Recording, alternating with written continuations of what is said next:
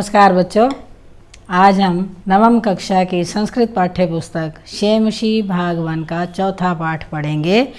कल्पतरु। कल्पतरु पाठ में एक व्यक्ति दूसरों की भलाई के लिए कार्य करता है। वो अपने लिए ना कुछ मांग करके एक कल्प वृक्ष यानी जो सब मनोकामनाओं को पूरा करता है उससे दूसरों की भलाई के लिए सब कुछ मांगता है। वो चाहता है कि संसार में कोई भी दरिद्र ना हो, कोई दुखी ना हो। तो यह पाठ वेताल पंचविंशति कथा संग्रह से लिया गया है। कि प्रस्तुत पाठ है वेताल पंचविंशति इति प्रसिद्ध कथा संग्रहात् संपादनम कृत्वा संग्रहीतो अस्ति। कि प्रस्तुत पाठ जो कल्पतरु पाठ है यह वेताल पंचविंशति प्रसिद्ध कथा संग्रह से लिया गया है। अत्र मनोरंजक घटना भी विस्मयकारी घटना विश्चय जीवन मूल्यानाम निरूपणम वर्तते। इसमें ये जो कथा संग्रह है इसमें मनोरंजक घटनाओं और हैरान करने वाली घटनाओं के द्वारा जीवन के मूल्यों को बताया गया है। अस्याम कथायाम पूर्वकालतः एव स्वगृह उद्याने स्थितात् कल्पवृक्षेण जीवित वाहन लौकिक पदार्थान न याचते। इस कथा में पहले से ही अपने घर के बगीचे में स्थित कल्प वृक्ष से जीमूत वाहन सांसारिक पदार्थों को नहीं मांगता, अपितु सह सांसारिक परिणाम दुखानी दूरी कर्तुम वरम याचते, परंतु वह लोगों के सांसारिक प्राणियों के दुख दूर करने के लिए वरदान मांगता है। यतो ही लोक भोग्या भौतिक पदार्था जल तरंगवद अनित्या संति। क्योंकि सांसारिक भोग के जो भौतिक पदार्थ होते हैं वो जल की तरंगों के समान अनित्य होते हैं, यानी हमेशा नहीं रहते। अस्मिन् संसारे केवलम परोपकार एव सर्वोत्कृष्टम चिरस्थायी तत्वम अस्ति। इस संसार में केवल परोपकार दूसरों की भलाई ही एक ऐसा कार्य है जो सबसे उत्तम और चिरस्थायी है, यानी बहुत समय तक इसका हमें फल प्राप्त होता है। तो पाठ आरंभ करते हैं आगे। अस्ति हिमवान नाम सर्वरत्न भूमि नगेंद्र। हिमवान हिमालय नाम का सभी रत्नों की भूमि यानी जिस पर सभी रत्नों का भंडार है ऐसा एक नगेंद्र पर्वतों का राजा है। तस्य सानोपरि विभाति कंचनपुरम नाम नगरम। तस्य सानोपरि उसकी चोटी के ऊपर उसके शिखर पर कंचनपुर नाम का नगर विभाति है, सुशोभित है। तत्र जीमूत केतु इति श्रीमान विद्याधरपति वस्ति स्म। तत्र वहाँ पर जीमूत केतु नाम के श्रीमान विद्याधरपति वस्ति में रहते थे। तस्य गृह उद्याने कुल क्रमागत कल्पतरु स्थित है। उसके घर के बगीचे में कुल क्रम से वंश परंपरागत से एक कल्पतरु स्थित है, यानी कल्प वृक्ष है जो मनोवांछित इच्छाओं को पूरा करने वाला है। स राजा जीमूत केतु तम कल्पतरुम आराध्य।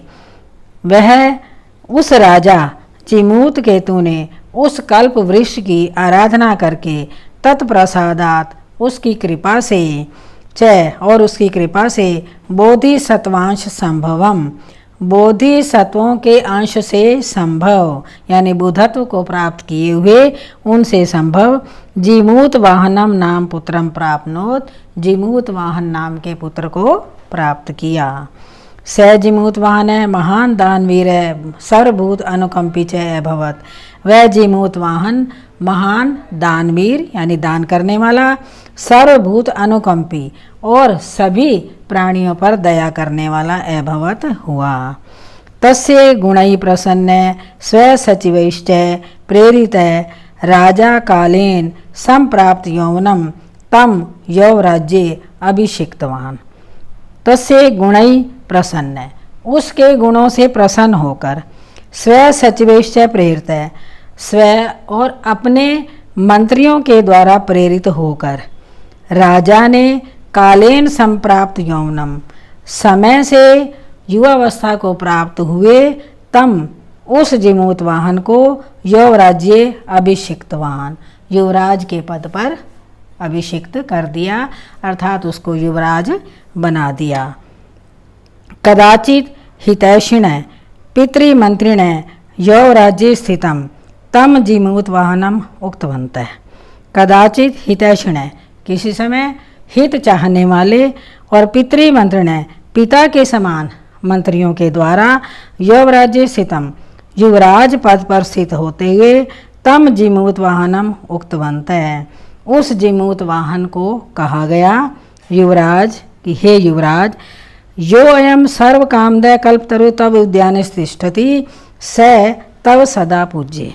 जो यह सर्व कामदय सभी कामनाओं को देने वाला या इच्छाओं को पूर्ण करने वाला कल्पतरु कल्प वृक्ष तब उद्याने स्थित तिष्ठति तुम्हारे बगीचे में है, स तव सदा पूज्य, वह तुम्हारे द्वारा हमेशा पूजनीय है, यानी तुम्हें हमेशा उसकी पूजा करनी चाहिए। अस्मिन् अनुकूले स्थिते सति शक्रोऽपि अस्मान् बाधितुं न शक्नुयात् इति। इसके अनुकूल रहने पर, अस्मिन् अनुकूले स्थिते इसके अनुकूल रहने पर, शक्रोऽपि अस्मान् बाधितुं न शक्नुयात्, इंद्र भी हमारा कुछ नहीं बिगाड़ सकता, इंद्र भी हमारे किसी कार्य में कोई बाधा नहीं डाल सकता। एतत् आकर्ण्य जीमूत वाहन अचिंत्यत। ऐसा सुन करके जीमूत वाहन ने सोचा, अहो ईदृशम अमर पादपम प्राप्यपि अस्माकं पूर्वै पुरुषै किमपि तादृशम फलम न प्राप्तम। अहो ईदृशम, अरे ऐसा अमर पादपम प्राप्यपि, अमर वृक्ष प्राप्त करके भी, अस्माकं पूर्वै पुरुषै हमारे पूर्वजों के द्वारा, किमपि तादृशम फलम न प्राप्तम कोई भी वैसा फल प्राप्त नहीं किया, यानी कोई भी अच्छा फल प्राप्त नहीं किया। किंतु केवलम कश्चिदेव कृपणई, कश्चिदेव अर्थ है अर्थित है, किंतु केवल कुछ कृपणई कंजूसों के द्वारा कुछ धन ही अर्थित है मांगा गया, यानी ये अमर वृक्ष हमारे आंगन में है, लेकिन इस वृक्ष से किसी ने भी अच्छा कुछ प्राप्त नहीं किया, केवल धन की ही याचना की। तदहम अस्मात् कल्पतरो अभीष्टम साध्यामि इति, तो मैं इस कल्पतरु से अभीष्ट सिद्ध करूँगा, यानी जो मैं चाहता हूँ उसको सिद्ध करूँगा। एवं आलोच्य स पितु अंतिकम अगच्छत, ऐसा सोच करके वह पिता के अंतिकम पास आगच्छत आया। आगत्य च सुखमासीनम पितरम एकांते न्यवेदयत, और आकर के आराम से बैठे हुए सुखमासीनम आराम से बैठे हुए अपने पिता को एकांत में कहने लगा, तात त्वं तु जानासि एव यद अस्मिन् संसार सागरे आशरीरम इदम सर्वम धनम वीचिवत चंचलम। तात कि हे तात, तुम तो जानासी, तुम तो जानते हो कि यद अस्मिन् संसार सागरे, कि इस संसार रूपी सागर में, आशरीरम इदम सर्वम धनम, शरीर से लेकर के सारा धन जो हमारे पास है, वीचिवत चंचलम, तरंगों की तरह, जल की तरंग की तरह चंचल है। एक है परोपकार एव अस्मिन् संसारे अनश्वर है, एक परोपकार ही ऐसा है, दूसरों की भलाई करने का काम ही ऐसा है जो कि इस संसार में अनश्वर है, कभी भी समाप्त होने वाला नहीं है। यो युगांत पर्यंतम यश प्रसूते, जो युगांत तक, कल्प पर्यंत तक इस संसार में हमारे यश को प्रसूते फैलाता है। तद अस्माभिः ईदृश कल्पतरु किमर्थम रक्षते, तो हम इस प्रकार के कल्प वृक्ष की किस लिए रक्षा कर रहे हैं। यश्च पूर्वई अयम मम इति आग्रहेण रक्षित है, जिसकी कि हमारे पूर्वजों ने मम इति, यह मेरा है, यह मेरा है, इस प्रकार आग्रह करते हुए इसकी रक्षा की है। ते इदानीम कुत्र गता, वे अब कहाँ चले गए। तेषाम कस्य आयम, उनमें से यह वृक्ष किसका है। अस्य वा के ते, अथवा वे इसके कौन हैं। तस्मात् परोपकारई एक फल सिद्धई त्वदाज्ञा इमं कल्पपादपम आराधयामि। तस्मात् परोपकार एक फल सिद्धये त्वदाज्ञा इमं कल्पपादपम आराधयामि, तो मैं परोपकार के द्वारा फल की सिद्धि प्राप्त करने के लिए आपकी आज्ञा से इस कल्प वृक्ष की आराधना करना चाहता हूँ। अथ पित्रा तथा इति अभ्यनुज्ञात है। इसके बाद पिता के द्वारा तथा वैसा ही करो, यानी जैसा तुम चाहते हो। इति अभ्यनुज्ञात है, ऐसी आज्ञा प्राप्त करके स जिमूत वाहन कल्पतरुम उपगम्य उवाच। वह जिमूत वाहन कल्पतरु के पास जाकर के बोला कि देव, हे देव, त्वया अस्मत् पूर्वेशाम अभीष्टा कामा पूरिता, कि आपके द्वारा हमारे पूर्वजों की अभीष्ट कामनाएं पूर्ण की गई हैं। तम मम एकम कामम पूरे, तो मेरे भी एक काम को पूरा करो। यथा पृथ्वीम अदरिद्राम पश्यामि तथा करोतु देव इति, कि जैसे मैं पृथ्वी को दरिद्रता से रहित देखूं, आप वैसा करें, कि मैं ये देखूं कि पृथ्वी पर गरीबी निर्धनता समाप्त हो जाए, ऐसा कार्य आप करो।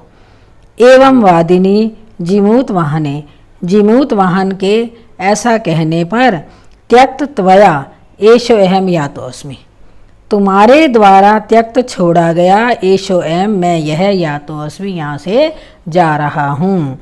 इति वाक् तस्मात् तरो उद्भूत, इस प्रकार यह वाणी उस वृक्ष में से निकली। क्षणेन च स कल्पतरु दिवम समुत्पत्ते भुवि तथा वसूनि अवर्षत, और क्षण भर के बाद वह वृक्ष, उस वृक्ष ने स्वर्ग में जा करके भूमि पर धन की वर्षा कर दी। यथा न कोऽपि दुर्गतः आसीत्, जिससे कोई भी निर्धन नहीं रहा। ततस्तस्य जिमूत वाहनस्य सर्वजीव अनुकंपया सर्वत्र यश प्रथितम, तत्पश्चात उस जिमूत वाहन के सर्वजीव अनुकंपया, सभी प्राणियों पर अनुकंपा के कारण सर्वत्र यश प्रथितम, हर जगह उसका यश फैल गया, हर जगह उसकी कीर्ति फैल गई। बच्चों, ये था चौथा पाठ कल्पतरु, यानी जो सभी मनवांछित इच्छाओं को पूरा करने वाला, जो भी उससे मांगा जाए वह उसको देने वाला वह वृक्ष था, उसके बारे में, जिससे कि जिमूत वाहन ने लोगों के लिए, दूसरों के भले के लिए मांगा, अपने लिए उसने कुछ भी नहीं मांगा।